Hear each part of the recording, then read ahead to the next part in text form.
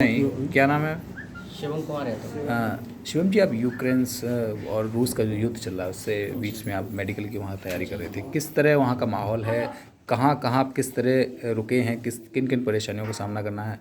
क्या किस तरह बताएं पूरा? जी परिस्थितियाँ तो ठीक नहीं हैं एज ए स्टूडेंट, क्योंकि स्टूडेंट की एज कैटेगरी होती है 18 से 20-29 जो साल है। कई एज कैटेगरी के स्टूडेंट्स हैं। जो इमेच्योर हैं उनके लिए बहुत ही ज़्यादा ख़राब है।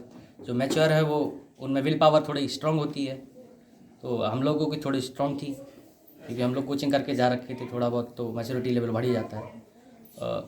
हालात तो ज़्यादा ख़राब है क्योंकि युद्ध तो युद्ध होता है। किसी बम पे लिखा नहीं होता कि कहाँ गिरेगा, किसके ऊपर गिरेगा।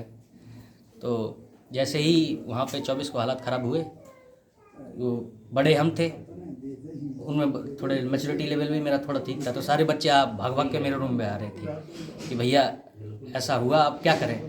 एम्बेसी की तरफ से तो क्लियर कट गाइडेंस नहीं था हम लोगों के कि आप लोग निकल जाइए।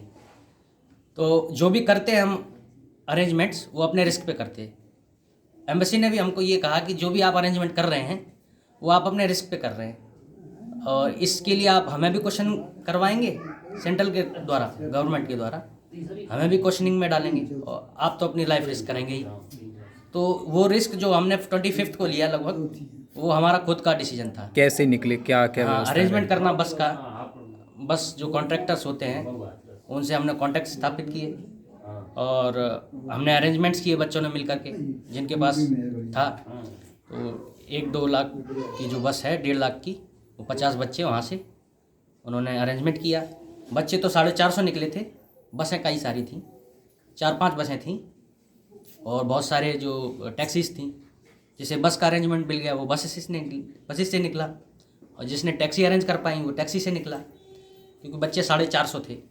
और जो अकोमोडेशन था गवर्नमेंट हॉस्टल, जो उसे बोलते हैं गवर्नमेंट हॉस्टल, उससे तो हम लोग सारे निकले लगभग 12 बजे। ठीक है, 12 बजे के बाद हम लोग 6 बजे शाम को पहुँचे, मतलब ऑन रिस्क, हम अपने रिस्क पे ये सब करके गए।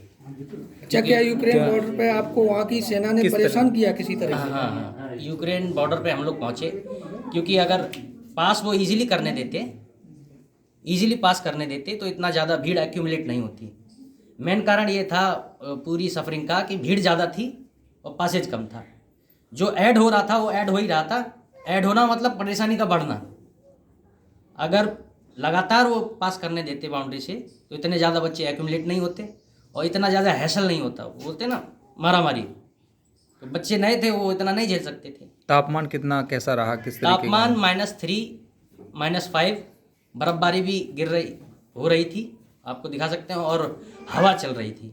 ठंड में हवा बहुत गंदी होती है। आज जहाँ ये बमबारी हो रही थी वहाँ से कितनी दूर थे आप? बमबारी तो हम ज़्यादा नहीं बता सकते, क्योंकि हम लोग वेस्टर्न जोन में थे, पश्चिमी जोन में, जिसमें जो डायरेक्ट युद्ध नहीं हो रहा था। युद्ध हो रहा था ईस्टर्न जोन में। हमारे यहाँ सिर्फ उन्होंने डेमो दिया था, रनवेज उड़ा दिए गए थे। तो रनवेज थे वो आपके कितने पास में? लड़ाई का जो इम्पैक्ट था वो पश्चिम तक था। इसका मतलब ये था कि हम भी उसकी जद में हैं, और लड़ाई का भय तो यहाँ तक आप महसूस कर सकते हैं। हम तो वहीं थे। तो आपके कितने पास तक गोले गिरे? 5 किलोमीटर 6 किलोमीटर बोल सकते हैं। अच्छा, जो रनवे जहाँ पे था वो रनवे आपके उड़ाया कितने गया। पास था? 5-6 किलोमीटर। वहाँ केवल भारतीयों को ही रोका गया कि अन्य देश के बच्चों को भी रोका कितने गया? देश देखिए, साथ में नाइजीरिया के भी बच्चे थे, वो भी फंसे थे, पर उनकी जो अमाउंट थी वो कम थी हमारे मुकाबले। हम लोग ज़्यादा फॉरेन स्टूडेंट थे, तो हमारी मात्रा इंडियंस की ज़्यादा थी वहाँ पे। और हम लोग, आपने देखा ही होगा न्यूज़ में कि 18,000 जो है, 18 से 20,000 जो हम वहाँ पे थे। तो जो इम्पैक्ट ज़्यादा हुआ इसका, वो हम पे ज़्यादा हुआ। कितनों लाइन में सबसे ज़्यादा हम ही थे। वो जो ज़्यादा होगा वो ज़्यादा मार खाएगा। तो प्रोबेबिलिटी हमारी पिटने की बहुत ज़्यादा थी। हम ही पिटे, हम ही कुचले गए। अच्छा, वहाँ मारपीट भी की गई थी क्या? मारपीट भी की गई। मारपीट कौन लोग करते थे? ये यूक्रेनियन सोल्जर्स। सोल्जर के। हाँ, उनका गंदा व्यवहार, लड़कियों पे पेपर स्प्रे कर दिया। पेपर स्प्रे, जैसे आपको पता हो, सलाइवेशन होने लगता, उल्टी होने लगती, छींकें आने लगती, आँख नहीं खोल पाता।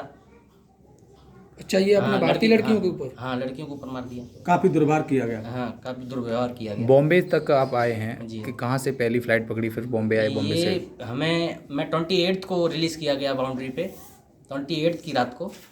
28 की रात को के बाद हमें 3rd को फ़्लाइट मिली रोमानिया से। वो 120 की फ़्लाइट थी, पर डिले उसे कर दिया गया क्योंकि बच्चे आ रहे थे, टाइम लगता है, तो वो 2-2:30 बजे वहाँ से उड़ी और 4th को 5:30 AM को वो पहुँची आपके मुंबई पे छत्रपति शिवाजी टर्मिनस पे। वहाँ से किस तरीके की? वहाँ से हम लोगों को अरेंजमेंट जो किया गया यूपी गवर्नमेंट द्वारा, वहाँ से हमें अराउंड 2 PM की फ़्लाइट जो है दिल्ली के लिए मिली। अच्छा, इस बीच क्या क्या कठिनाइयाँ आई आपके सामने?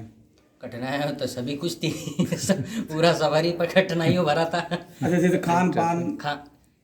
देखिए, खाना पीना तो प्रायोरिटी में नहीं था, बच्चों को निकलना सेफ था।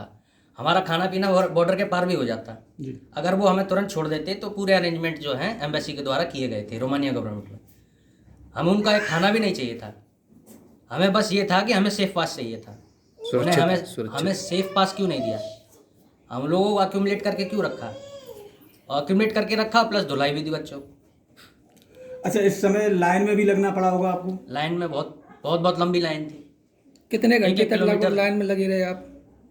हमने जितनी ताकत थी हमारी उतना तक लगे। 12 घंटा, हाँ 18 घंटा। पैर सुन्न हो गए थे, मेरे दोनों पैर सूज गए थे। अच्छा, कहीं सोना मोना?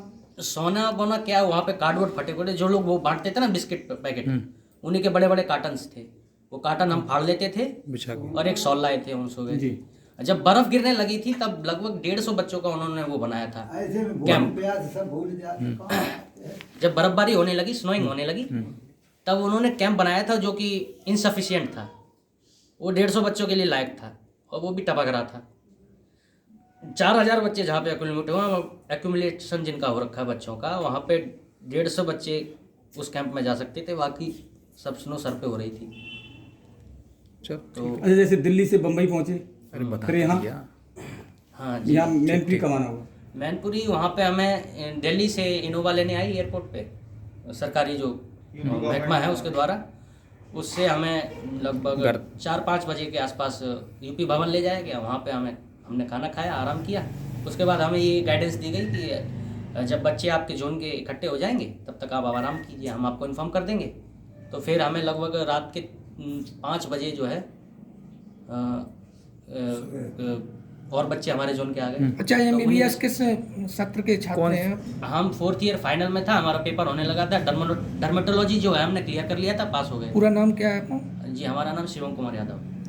किस यूनिवर्सिटी से थे तो आप? हम नेक्स्ट कुछ मंथ हम 5th ईयर में आ जाते हैं। अच्छा, समझिए एक बात बताइए, हमारे